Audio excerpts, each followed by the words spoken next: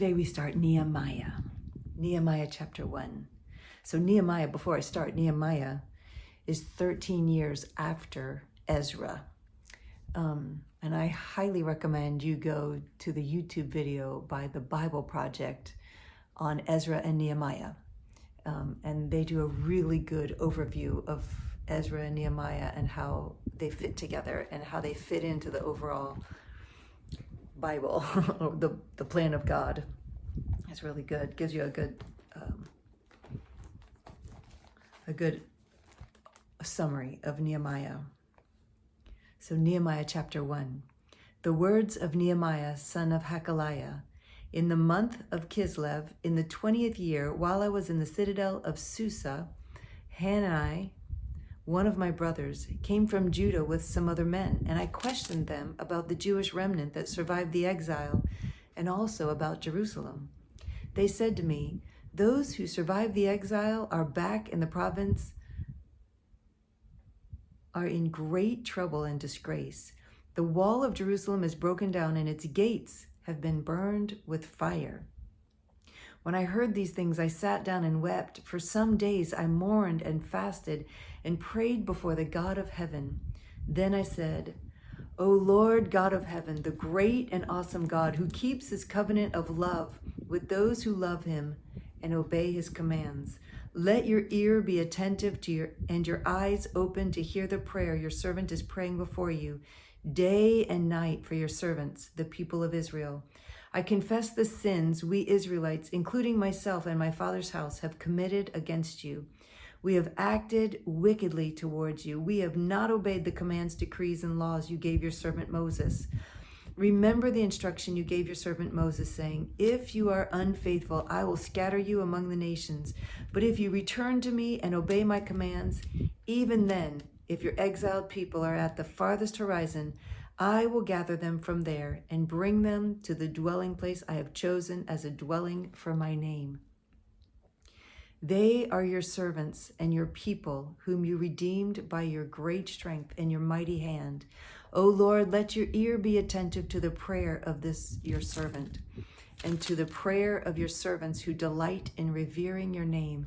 Give your servant success today by granting him favor in the presence of this man."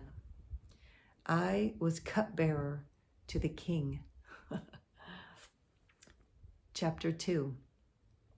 In the month of Nisan, in the 20th year of King Artaxerxes, when wine was brought for him, I took the wine and gave it to the king. I had not been sad in his presence before, so the king asked me, "Why does your face look so sad when you are not ill? This can be nothing but sadness of heart." I was very much afraid, but I said to the king, "May the king live forever. Why should my face not look sad when the city where my fathers are buried lies in ruins, and its gates have been destroyed by fire?" The king said to me, "What is it you want?" Then I prayed to the God of heaven, and I answered the king, "If it pleases the king, and if your servant has found favor in his sight, let him send me to the city in Judah where my fathers are buried, so that I can rebuild it." Then the king, with the queen sitting beside him, asked me, "How long will your journey take, and when will you be back?"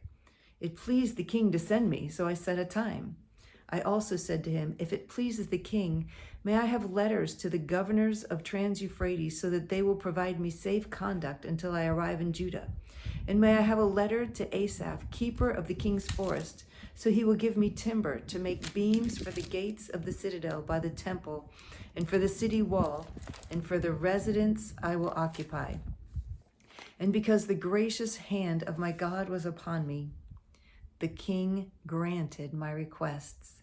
So I went to the governors of Trans-Euphrates and gave them the king's letters. The king also sent army officers and cavalry with me. When Sanballat, the Horonite, and Tobiah, the Ammonite official, heard about this, they were very much disturbed that someone had come to promote the welfare of the Israelites. I went to Jerusalem, and after staying there 3 days, I set out during the night with a few men. I had not told anyone what my God had put in my heart to do for Jerusalem. There were no mounts with me except the one I was riding on. By night I went out through the valley gate toward the jackal wall and the dung gate, examining the walls of Jerusalem, which had been broken down, and its gates, which had been destroyed by fire. Then I moved on toward the fountain gate and the king's pool, but there was not enough room for my mount to get through, so I went up the valley by night, examining the wall. Finally, I turned back and re-entered through the valley gate. The officials did not know where I had gone or what I was doing, because as yet I had said nothing to the Jews or the priests or nobles or officials or any others who would be doing the work. Then I said to them, "You see the trouble we're in? Jerusalem lies in ruins, and its gates have been burned with fire. Come, let us rebuild the wall of Jerusalem, and we will no longer be in disgrace." I also told them about the gracious hand of my God upon me and what the king had said to me. They replied, "Let us start rebuilding." So they began this good work. But when Sanballat the Horonite, Tobiah the Ammonite official, and Geshem the Arab heard about it, they mocked and ridiculed us. "What is this you're doing?" they asked. "Are you rebelling against the king?" I answered them, saying, "The God of heaven will give us success. We, his servants, will start rebuilding. But as for you, you have no share in Jerusalem or any claim or historic right to it." Chapter 3. Eliashib, the high priest, and his fellow priests went to work and rebuilt the sheep gate. They dedicated it and set its doors in place, building as far as the Tower of the 100, which they dedicated as far as the Tower of Hananel. The men of Jericho built the adjoining section, and Zachar, son of Imri, built next to them. The fish gate was rebuilt by the sons of Hassanah. They laid its beams and put its doors and bolts and bars in place. Meremoth, son of Uriah, the son of Hagaz, repaired the next section. Next to him, Meshullam, son of Berechiah, the son of Meshezabel, made repairs, and next to him, Zadok, son of Baana, also made repairs. The next section was repaired by the men of Tekoa, but their nobles would not put their shoulders to work under their supervisors. The Jeshanah gate was repaired by Joiada, son of Paseah, and Meshullam, son of Besadiah. They laid its beams and put its doors and bolts and bars in place. Next to them, repairs were made by men from Gibeon and Mizpah, Melatiah of Gibeon and Jadon of Meronoth, places under the authority of the governor of Trans-Euphrates. Uziel, son of Harhiah, one of the goldsmiths, repaired the next section, and Hananiah, one of the perfume makers, made repairs next to that. They restored Jerusalem as far as the broad wall. Rephaiah, son of Hur, ruler of a half-district of Jerusalem, repaired the next section. Adjoining this, Jediah, son of Haramath, made repairs opposite his house, and Haddish, son of Hashabaniah, made repairs next to him. Halkajah, son of Haram, and Hashub, son of Pathamoab, repaired another section and the Tower of the Ovens. Shallum, son of Halohesh, ruler of a half-district of Jerusalem, repaired the next section with the help of his daughters.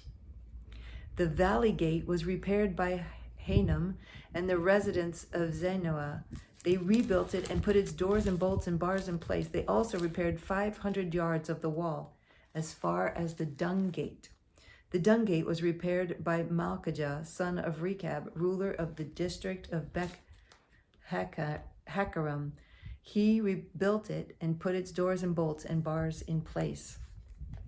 The fountain gate was repaired by Shallun, son of Kolhazah, ruler of the district of Mizpah. He rebuilt it, roofing it over and putting its doors and bolts and bars in place. He also repaired the wall of the pool of Siloam by the king's garden, as far as the steps going down from the city of David. Beyond him, Nehemiah, son of Azbuk, ruler of a half-district of Beth-zur, made repairs up to the point opposite the tombs of David, as far as the artificial pool and the house of the heroes. Next to him, the repairs were made by the Levites under Rehum, son of Bani. Beside him, Hashabiah, ruler of half the district of Keilah, carried out repairs for the district. Next to him, the repairs were made by their countrymen under Binu, son of Henadad, ruler of the other half district of Keilah. Next to him, Ezer, son of Jeshua, ruler of Mizpah, repaired another section from a point facing the ascent to the armory as far as the angle. Next to him, Baruch, son of Zebai, zealously repaired another section from the angle to the entrance to the house of Eliashib, the high priest. Next to him, Meremoth, son of Uriah, the son of Hakaz, repaired another section from the entrance of Eliashib's house to the end of it. The repairs next to him were made by the priests from the surrounding region. Beyond them, Benjamin and Hasab made repairs in front of their house, and next to them, Azariah, son of Maaseiah, the son of Ananiah, made repairs beside his house. Next to him, Binnui, son of Henadad, repaired another section from Azariah's house to the angle and the corner, and Palal, son of Uzai, worked opposite the angle and the tower projecting from the upper palace near the court of the guard. Next to him, Pedaiah, son of Parosh, and the temple servants living on the hill of Ophel made repairs up to a point opposite the water gate toward the east and the projecting tower. Next to him, the men of Tekoa repaired another section from the great projecting tower to the wall of Ophel. Above the horse gate, the priests made repairs each in front of his own house. Next to them, Zadok, son of Immer, made repairs opposite his house. Next to him, Shemaiah, son of Shechaniah, the guard at the east gate, made repairs. Next to him, Hananiah, son of Shelemiah, and Hanan, the sixth son of Zalaph, repaired another section. Next to them, Meshullam, son of Berechiah, made repairs opposite his living quarters. Next to him, Malchijah, one of the goldsmiths, made repairs as far as the house of the temple servants and the merchants opposite the inspection gate, and as far as the room above the corner. And between the room above the corner and the sheep gate, the goldsmiths and merchants made repairs. Chapter 4. Oh, I think that's all for today. We read chapter 4 tomorrow.